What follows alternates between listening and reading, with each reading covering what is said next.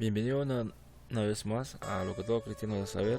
Mi nombre es Carlos Alberto Ruiz y continuaré compartiendo acerca de las maldiciones generacionales y quién realmente está detrás de esto.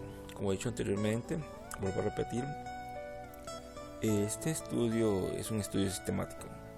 Si usted está acostumbrado a ir a una congregación, a un lugar, de escuchar una prédica, un sermón, un mensaje bíblico de 10, 15 minutos o máximo una hora, y escucha un tema y luego cree que por haber escuchado ese tema ya la sabe todas, está muy equivocado.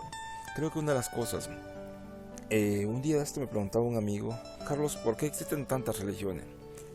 Y le respondí: la razón por qué existen tantas religiones usando un mismo libro llamado la Biblia. Pero como Jesús le dijo a los fariseos: vosotros erráis porque no conocéis las escrituras. Entonces el problema está en no conocer la escritura. Hay verdades aparentes y hay verdad absoluta. Entonces hoy en el capítulo 13 vamos a hablar acerca de las maldiciones que existen en la Biblia. Ya hablé anteriormente del libro de Génesis, las maldiciones que están en el libro de Génesis. Hoy vamos a hablar de las maldiciones que están en el libro de Éxodo y Levítico. ¿Con qué propósito hago esto? Para que podamos entender claramente quién es el que maldice y ejecuta la maldición. Debemos leer toda la escritura y ver toda la evidencia que la escritura nos dice. Como el salmista David dijo en la escritura, uno de los salmos dijo: la suma de tu palabra es verdad. Entonces, como investigadores y estudiosos de la escritura, nosotros debemos ver toda la evidencia y aprender de esa manera, no solo por un texto aislado. Pueden haber textos aislados que pueden ser de hecho histórico y muchas veces las personas lo toman como un mandamiento, lo cual no es. Entonces, en la escritura usted va a encontrar hechos históricos, como en el caso de que Salomón tuvo muchas mujeres. Por ejemplo, en el caso de José Smith, el fundador de la religión de los mormones, se le conoce aproximadamente 43 esposas, las que se conocen. Se dice que tuvo más de 100 esposas. Pero lo importante aquí es que él, a base de un texto bíblico, como el decir de que Salomón tuvo muchas reinas y que Dios lo permitió, entonces él vino y tomó muchas esposas. Algo que es totalmente muy erróneo y no es conforme a la escritura.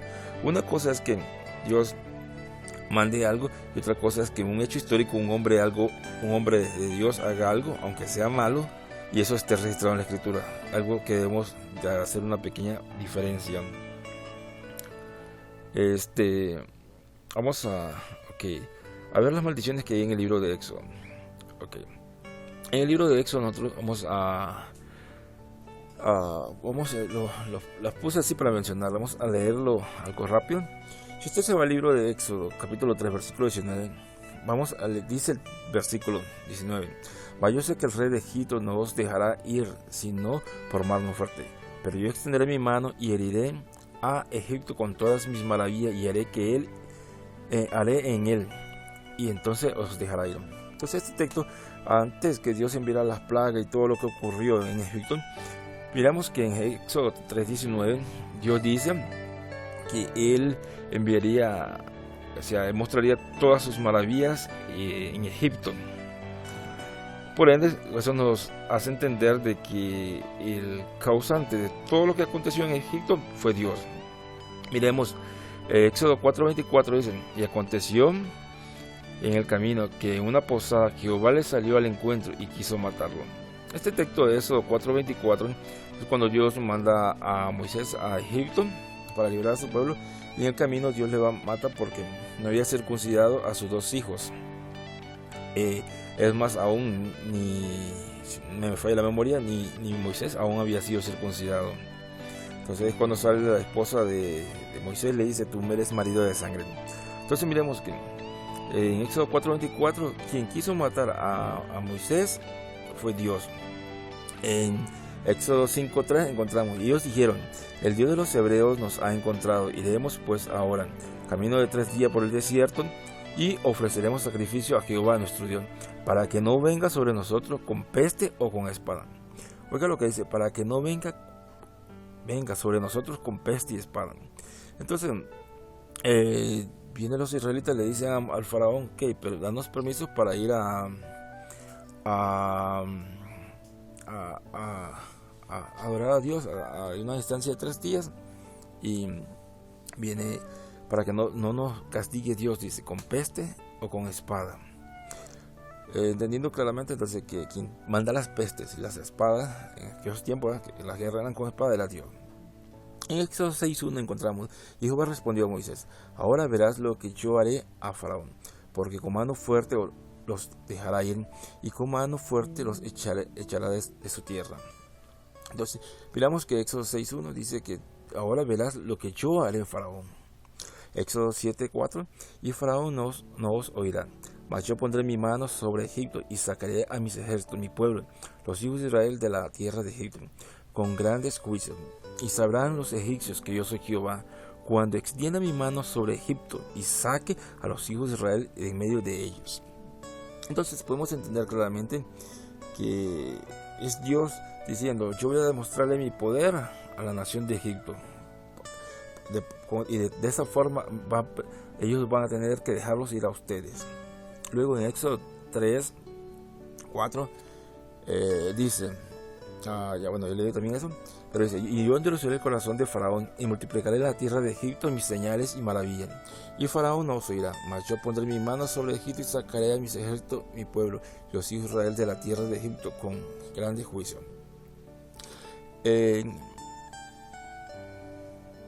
Recordemos que en Génesis 15, versículo 13, Dios le da una palabra a Abraham y le dice, entonces Jehová dijo a Abraham, ten por cierto que tu descendencia morará en tierra ajena, y será esclava allí, y será oprimida 400 años, mas también a la nación a la cual servirán juzgaré yo. Oigan, a la nación a la cual servirán juzgaré yo. ¿Quién le iba a juzgar a esa nación que esclavizó a Israel? Dios mismo. Y después de esto saldrán con gran riqueza ante la salida de Israel. Y Dios debemos entender que antes de eso, entonces Dios envió los juicios. Okay. Éxodo, comenzamos con las plagas.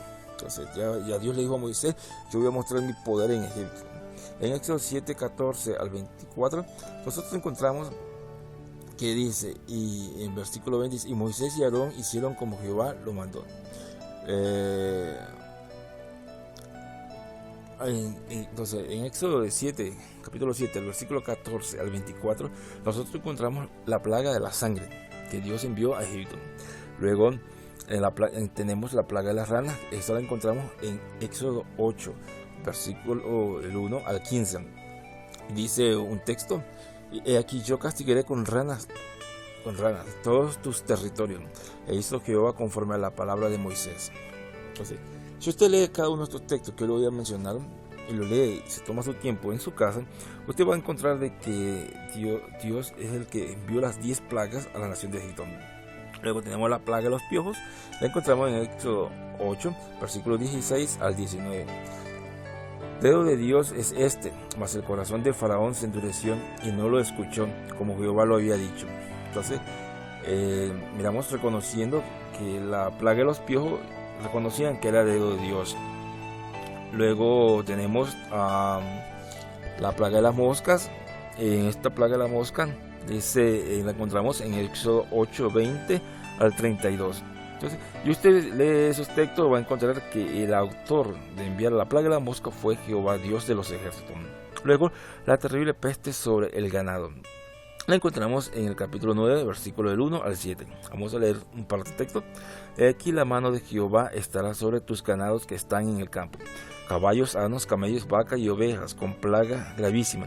Y Jehová hará separación entre los ganados de Israel y los de Egipto, de modo que nada muera de todo lo de los hijos de Israel.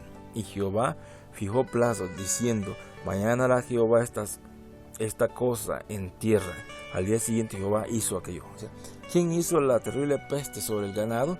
Fue Jehová. Y Jehová mismo hizo diferencia entre Israel y Egipto, un pueblo pecador que era rebelde y no quería dejar a la nación de Israel libre. Y este texto es muy importante porque nos enseña algo, de que Dios hace una diferencia entre sus hijos y aquellos que no son sus hijos. Por ende, es muy importante ver eso. Pero lo importante aquí es que ¿quién envía todos estos juicios? Luego tenemos la plaga de las úlceras en Éxodo 9, capítulo 9, versículo del 8 al 12. Y voy a leerle uno. El verso 8 dice: y Jehová dijo a Moisés y Aarón: tomad puñados de ceniza de un horno y esparcirá Moisés hacia el cielo delante de Faraón, y vendrá a hacer polvo sobre la tierra de Egipto, y producirá sarpullido con úlceras en los hombres y en las bestias por todo el país de Egipto. Y tomaron ceniza. Usted lo puede seguir leyendo en su casa, y va a encontrar en el verso número 12, dice: pero Jehová endureció el corazón de Faraón y no los oyó, como Jehová lo había dicho a Moisés. Entonces miramos claramente que el autor de la plaga de las úlceras fue Jehová. Entonces pasamos también a la plaga de granizo y fuego en Éxodo capítulo 9, versículo 13 al 35. Voy a leer el versículo 14. Porque yo enviaré esta vez todas mis plagas a tu corazón, sobre tu siervo y sobre tu pueblo, para que entiendas que no hay otro como yo en toda la tierra. Porque ahora yo extenderé mi mano para herirte a ti y a tu pueblo de plaga. Y serás quitado de la tierra, y a la verdad yo te he puesto para mostrar en ti mi poder. Oigan esas palabras. Dios puso a Faraón para mostrar en él su poder, y para que mi nombre sea anunciado en toda la tierra. Entonces, cualquier gobernante que haya en el mundo, sea bueno, sea malo, ha sido puesto por Dios. Sea por medio de elecciones, en aquel tiempo por dictadura de los reyes o los imperios, fue Dios. Usted vamos a encontrarlo y lo vamos a ver en toda la escritura. Luego tenemos la plaga número 8, que es de la langosta. Eso lo encontramos en Éxodo 10, versículo 1 al 20. Voy a leer el verso 12. Dice: entonces Jehová dijo a Moisés: extiende tu mano sobre la tierra de Egipto para traer langostas, a fin de que suba sobre el país de Egipto y consuma todo lo que el granizo dejó. Y extendió Moisés su vara sobre la tierra de Egipto, y Jehová trajo un viento oriental sobre el país todo aquel día y toda aquella noche, y al venir la mañana el viento oriental trajo langostas. Entonces podemos ver que la octava plaga también fue enviada por Dios sobre Egipto para ejecutar su juicio. Tenemos ahora la plaga número 9, las tinieblas. Esta la encontramos en Éxodo 10, del versículo 21 al 29. El versículo 21 dice: Jehová dijo a Moisés, extiende tu mano hacia el cielo, para que haya tinieblas sobre la tierra de Egipto, tanto que cualquiera las palpe. Y extendió Moisés su mano en el cielo, y hubo densas tinieblas. Y usted continúa leyendo, usted se va a encontrar de que el autor también de estas densas tinieblas fue Jehová, Dios de los ejércitos, el Dios de Israel. La plaga número 10 se anuncia la muerte de los primogénitos. En Éxodo capítulo 10 nosotros encontramos eso. También Jehová dijo a Moisés: una plaga traeré aún sobre Faraón y sobre Egipto, pero con todos los hijos de Israel, desde el hombre hasta la bestia, y un perro moverá su lengua, para que sepáis que Jehová hace diferencia entre los egipcios y los israelitas. De esto yo saldré. Y salió muy enojado de la presencia de Faraón. Y Jehová dijo a Moisés: Faraón no os oirán, para que mis maravillas se multipliquen en la tierra. Y Moisés y Aarón hicieron todos estos prodigios delante de Faraón, pues Jehová había endurecido el corazón de Faraón y no envió a los hijos de Israel fuera de su país. Entonces miramos, la plaga número 10 es la muerte de los primogénitos. Y luego en Éxodo capítulo 12, versículo 29 al 36, eso nos lo relata. Pero voy a leer exactamente el versículo 29. Y aconteció que a la medianoche Jehová hirió a todo primogénito en la tierra de Egipto. Damas y caballeros, ¿a quién hirió a todos los primogénitos de la tierra de Egipto? Dice Jehová. Pero si ustedes más adelante o han leído acerca de la Pascua, ustedes se dan cuenta que Dios mandó a poner sangre en los dinteles de la puerta, porque en la noche iba a pasar el destructor. Pero usted mira, una parte dice que fue el destructor y otra parte dice que fue Jehová. ¿Por qué Jehová? Porque Jehová, Dios de los ejércitos, le concedió o le dio permiso al destructor para que ejecutara ese juicio en nombre de Dios. Entonces dice en Éxodo 4, 22 al 23: y dirás a Faraón: Jehová ha dicho así: Israel es mi hijo, mi primogénito. Ya te he dicho que deje ir a mi hijo para que me sirvan. mas no has querido dejarlo. He aquí yo voy a matar a tu hijo, tu primogénito. Al finalizar las plagas, Dios le recuerda a Israel que Él fue quien los sacó de la tierra de Egipto. Usted va a Éxodo capítulo 13, 9, 13, 3, 9 y 14. Ahí Dios menciona eso. Y usted va a encontrar las palabras como: pues Jehová os ha sacado de aquí con mano fuerte, por cuanto con mano fuerte te sacó Jehová de Egipto. Y les dirá: Jehová nos sacó. Entonces, cuando Dios le dice, cuando tus hijos te preguntan por qué realizamos nosotros la Pascua, por qué hacemos esto, esta comida y todo esto, tú le vas a decir a tus hijos: por cuanto Jehová nos sacó de la tierra de Egipto. Entonces, quedando claro que Jehová, Dios de los ejércitos, es el que envió las 10 plagas sobre la nación de Egipto con el fin de liberar a la nación de Israel y ejecutar su juicio por causa de los 400 años de esclavitud que Egipto impuso sobre la nación de Israel. En Éxodo capítulo 18, versículo 8, dice: y Moisés contó a su suegro todas las cosas que Jehová había hecho a Faraón y a los egipcios. Oiga, Jehová, ¿quién fue el que hizo todas las cosas que había hecho a los egipcios? Fue Jehová, por amor de Israel, y todo el trabajo que habían pasado en el camino. Entonces es muy importante entender de que cada uno de estos juicios fue ejecutado por Dios. Dios le recuerda a Israel quién los sacó de Egipto. Bueno, ya lo vimos, es Éxodo 19:4. Vosotros viste lo que hice a los egipcios, cómo os tomé sobre las alas del águila y os he traído a mí. Es solo un texto de refuerzo que también vamos a leer más adelante. Dice Josué 24, versículo 5: y yo envié a Moisés y a Aarón y herí a Egipto conforme a lo que hice en medio de él.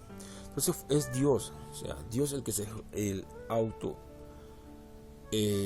nombra como el autor intelectual y ejecutor del juicio sobre la nación de Egipto.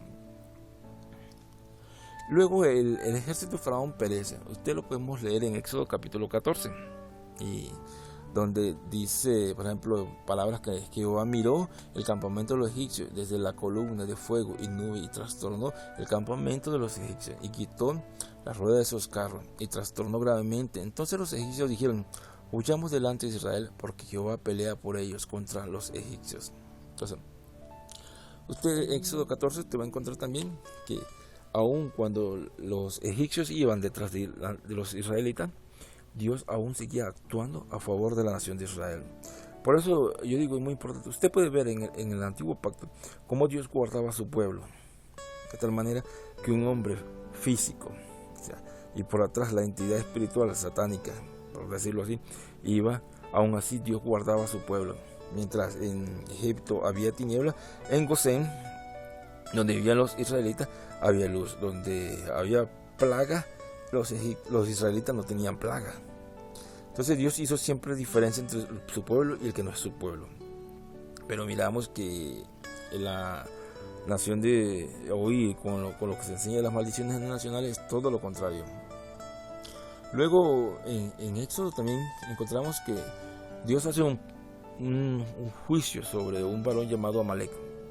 Dice: y Jehová dijo a Moisés: escribe esto para memoria en un libro, y di a Josué que erré del todo la memoria de Amalek debajo del cielo. Y Moisés edificó un altar y llamó su nombre Jehová Nisi, y dijo: por cuanto la mano de Amalek se levantó contra el trono de Jehová, Jehová tendrá guerra con Amalek de generación en generación.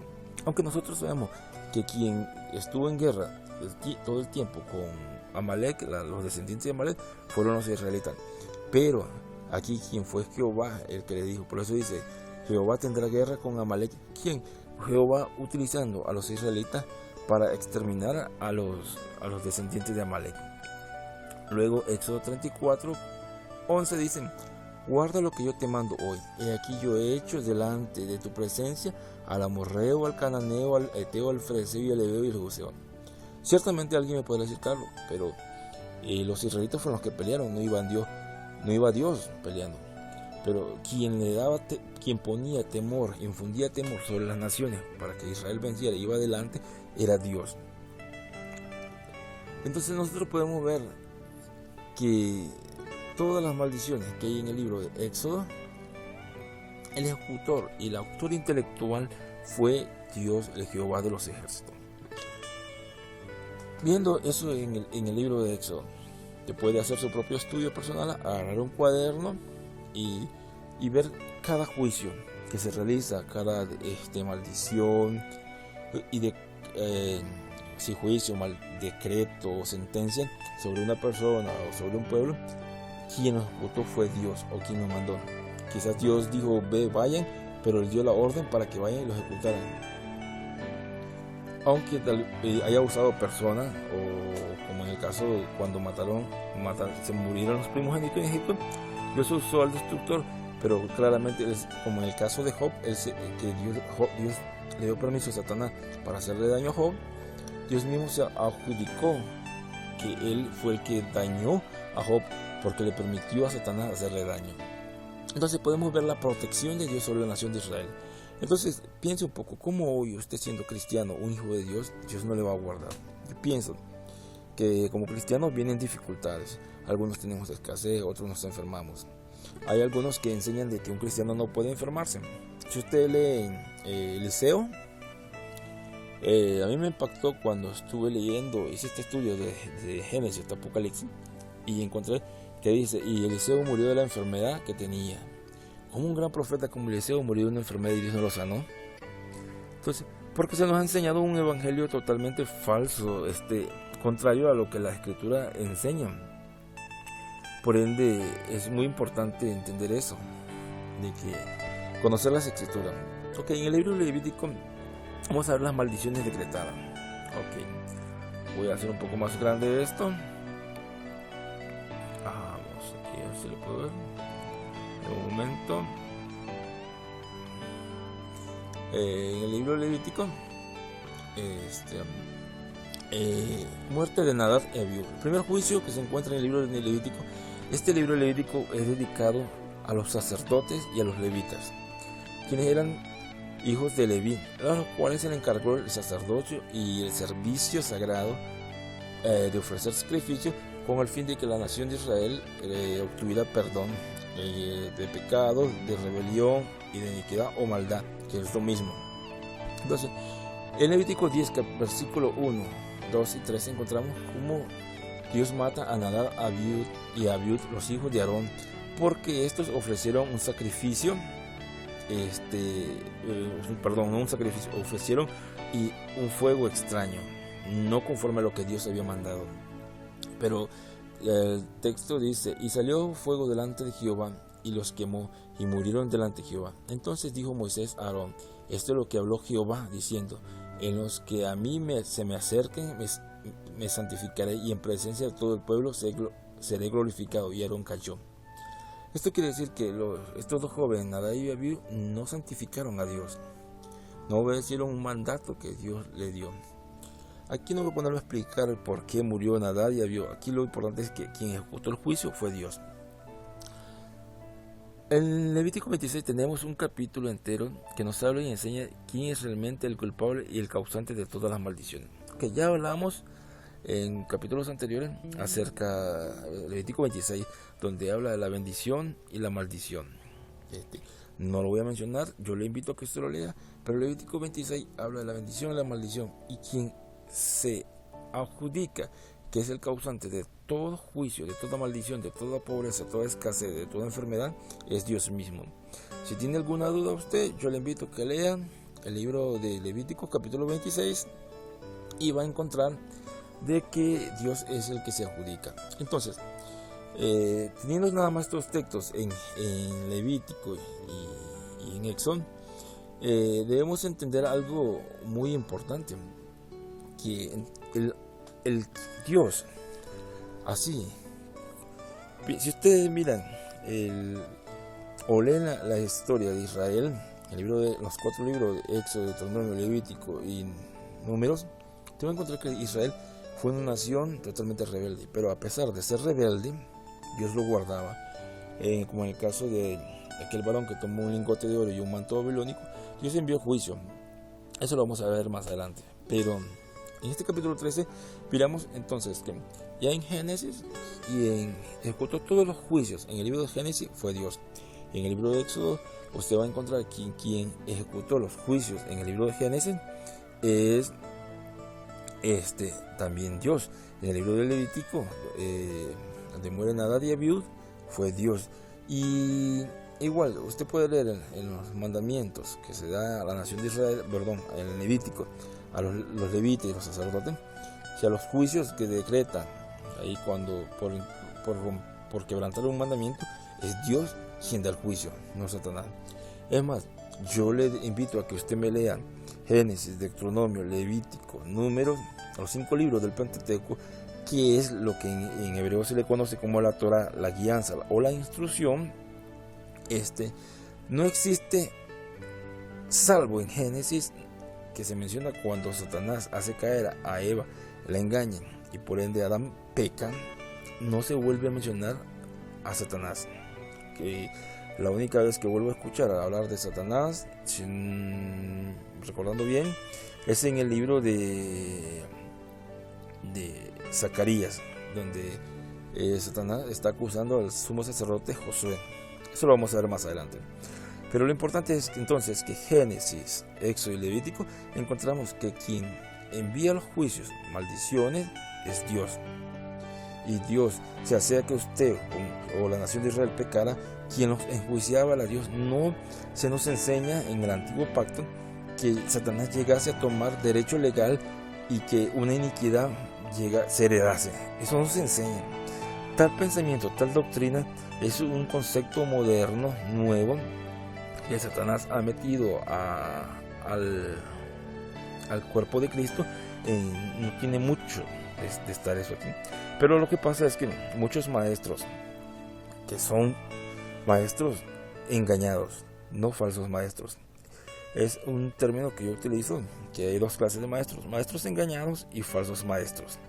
Falsos maestros son aquellos que deliberadamente engañan al cuerpo de Cristo con el fin de lucrarse.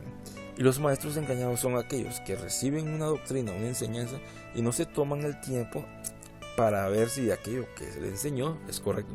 Entonces los maestros engañados lo que hacen es reciben una enseñanza y luego la pasan al pueblo sin filtrarla. Es como que usted tenga una agua sucia y usted no se la va a beber. Usted la pasa por un filtro primero para luego tomársela. Entonces, pero no, los maestros engañados no hacen esto. Por esa razón existen las maldiciones generacionales, una doctrina que es muy ampliamente, como he mencionado. Se habla de espíritus generacionales que se pasan de una familia a otra, o de una generación a otra, que el padre se lo pasa al hijo o al nieto, y así sucesivamente. Cosa que la escritura en ninguna parte enseña. Entonces dejemos claro esto, para concluir, de que Génesis, Éxodo y Levítico, hasta el momento, no nos enseñan en ningún lado que haya una maldición ejecutada por Satanás. Es más, la única maldición que se menciona en Génesis, la única vez que se menciona a Satanás en el libro de Génesis, es también maldecido junto con el hombre y la mujer, y lleva una sentencia, una maldición. Y no encontramos en la Torah o en la ley que le conocemos nosotros los cristianos, no encontramos un texto que nos diga que Satanás traiga maldición o tenga derecho legal sobre los creyentes o los cristianos o la nación de Israel, que en ese entonces no existe ningún texto. Por ende, si no existe ningún texto que avale que por causa de pecado Satanás tenga derecho legal, la doctrina que nos enseña y que nos dicen de que Satanás tiene derecho legal por causa de un pecado, y que por causa de un pecado de un ancestro, la iniquidad se nos transmite como una fuerza oculta que nos obliga a pecar o vivir en desgracia, pobreza, miseria, enfermedad, etc. Es totalmente falso. Entendamos esto. Dios es el creador de todo y Dios es el juez, y Dios como juez, Él ejecuta un juicio sobre cada una de aquellas personas que infringen su ley. Voy a explicar esto. Supongamos el propósito. Voy a explicarlo de otra manera. Miremos esto. Cada vez que usted peca y yo peco, quien sale ganando o ganancioso es Satanás. ¿Por qué? Porque cuando Satanás hizo caer a Eva y Adán provocó que el hombre fuera expulsado, muriera y entrara una simiente corruptible a nuestras vidas. Por ende, Él sabe que cada vez que uno peca, juicio de Dios va a venir sobre nuestras vidas. Pero no es que Él tome derecho legal, no. Ciertamente en el Nuevo Testamento, en el libro de Apocalipsis, a Satanás se le conoce como el diablo. Que el diablo, es el diablos, significa, o sea, el nombre que nosotros conocemos como diablo es, en español sería traducido como el acusador. Si nosotros en lugar de decir diablo dijéramos el acusador. Entonces, la palabra diablos significa en nuestro idioma el acusador. Entonces, la función de Satanás y sus demonios, quiero que entiendan esto, es instarte a pecar. Y luego que pecamos, Él mismo va y nos acusa delante del Padre para que Él traiga juicio sobre nosotros.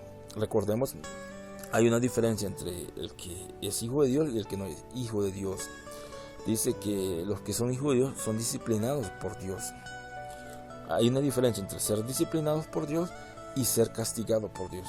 Aquellos que no son hijos de Dios, que aunque suene fea la palabra, son castigados. Aquellos que son hijos de Dios, somos disciplinados cuando pecamos. Es muy diferente. Por ende, entendamos algo muy importante. Que lo vamos a ir viendo más adelante. Voy a decir, la palabra Satanás, que nosotros decimos Satanás, en hebreo es Satán, lo cual significa, o se debería de traducir en español como el adversario, el enemigo, el que se opone. Y el nombre diablos es el acusador. ¿Okay? Miremos estas dos características que tiene. Y miren, en el antiguo pacto se le conoce como Satanás, que es el adversario, el opositor. ¿El adversario de quién? De Dios. ¿El opositor de quién? De Dios. Y nuestro opositor, ¿para qué? Para que vivamos en contra de los mandamientos y estatutos que Dios ha puesto. Luego que nosotros vivimos en contra de los mandamientos y estatutos que Dios estableció, este personaje, ya cuando él ha cumplido su objetivo de que nos rebelemos a los mandamientos y estatutos de Dios, lo siguiente que él pasa a hacer es acusarnos, tomar su identidad u otra identidad como acusador. Por eso la Biblia dice: hijitos, si alguno de vosotros pecare, abogado tiene para con el Padre, a Jesucristo, el juez justo. Entonces imaginemos esto: si usted peca, ¿para qué usted necesita un abogado defensor? Como dice la Escritura, que Jesús es nuestro abogado defensor, que si alguno peca, abogado tiene para con el Padre, a Jesús. ¿Por qué necesitamos un abogado? A Jesús. Dice que Él intercede por nosotros. Entonces, porque sencillamente cada vez que nosotros pecamos, y eso lo vamos a ver más adelante detallado, cada vez que nosotros pecamos, Satanás llega delante de Dios, primero nos tienta, viene a nuestra concupiscencia, nos tienta, y cuando pecamos, Él va delante del Padre a acusarnos, para que el Padre, o sea, si dice, por ejemplo, en la ley de Dios, o supongamos así, para que entienda usted, bueno, dice, creo que en cualquier país dice que si usted se pasa de un semáforo, usted puede tener una multa o ir a prisión. Entonces, automáticamente, la gente, por decirlo así, de tránsito, cuando usted se pasa un semáforo, la gente de tránsito viene, toma una hoja llena y le pone una multa y la pasa al juez. Cada país es diferente, pero por ejemplo en Estados Unidos se le pasa a un juez y el juez dicta una sentencia, se le quita la licencia, se le cobra una multa, lo manda a la cárcel, ¿verdad? De igual manera, Dios, cuando usted quebranta un mandamiento, Satanás llega como acusador, no como agente de Dios para el orden, no, sino con el fin de que Dios nos castigue. Esa es la función de él.